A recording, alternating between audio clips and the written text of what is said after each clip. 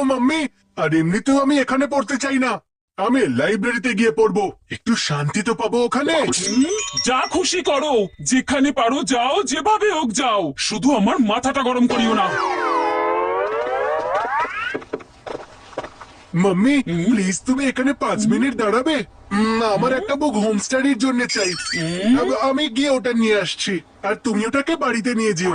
ঠিক আছে, তাড়াতাড়ি যাও, আমার ঘরে অনেক কাজ আছে।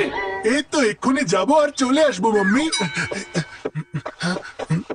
তাড়াতাড়ি আমাকে পূজা ম্যামকে খুঁজতে হবে, ওনার সাথে মাম্মির দেখা করাতে হবে। তারপর পূজা ম্যাম আমার ব্যাপারে মাম্মিকে ভালো ভালো কথা বলবেন, তারপর আমি সমস্ত ক্যান্সেল জিনিসপত্র পেয়ে যাব। ও নো, লোকজন এত বইপত্র কেন পড়ে, তাও নিজেদের মুখ লুকিয়ে লুকিয়ে। পূজা ম্যাম কোথায় আছেন আপনি? মনে হচ্ছে উনি পূজা ম্যাম, কিন্তু কনফার্ম করতে হবে, না হলে আমি রিটায়ার্ড হার্ট হয়ে যাব।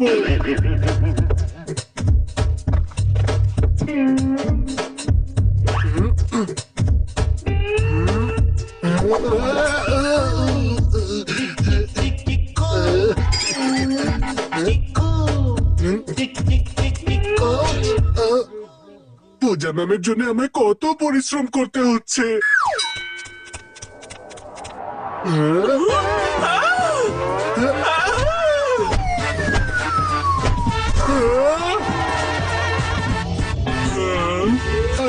Sorry sorry.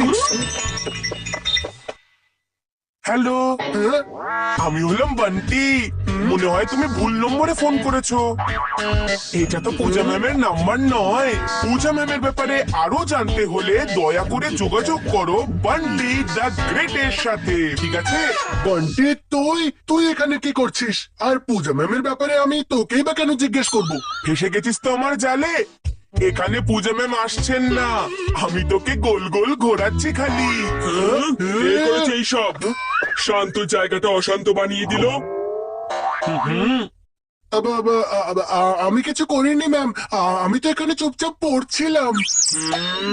এই দেখেছি ম্যাম, এরকম ছেলেদের ব্যাপারে না তার মাম্মির কাছে কমপ্লেন করা উচিত। কোথায় তোমার মাম্মি? আমি এক্ষুনি তার কাছে তোমার নামে কমপ্লেন করব। সরি ম্যাম, পরের বার থেকে আমি এই বিষয়টা খেয়াল রাখবো। আর আমার মাম্মি তো এখানে নেইও, যদি মাম্মি জানতে পেরে যান তাহলে তো আমার অবস্থা খারাপ হয়ে যাবে।